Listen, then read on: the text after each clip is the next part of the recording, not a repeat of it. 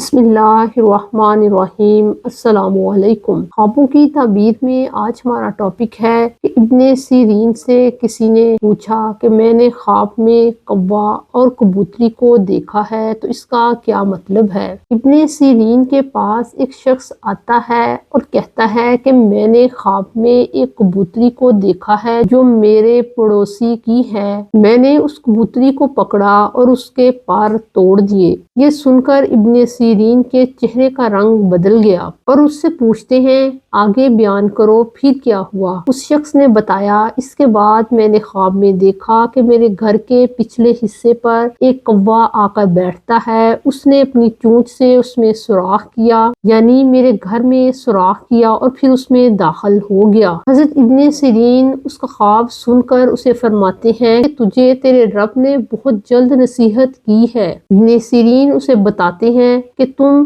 اپنے ہمسائے کی بیوی کے ساتھ ناجائز تعلقات رکھتے ہو اور وہ کالا کوا ایک حبشی غلام ہے جو تمہاری بیوی کے ساتھ ناجائز تعلقات رکھتا ہے، لہٰذا تم دونوں کو چاہیے کہ اللہ سے ڈرو۔ اللہ تعالیٰ سے دعا ہے کہ اللہ ہمیں سیدھے رستے پر چلائے۔ اگر آپ کو اپنے خوابوں کی مزید تعبیرات کو جاننا ہے تو ہمارے چینل کو سبسکرائب کریں۔ السلام علیکم۔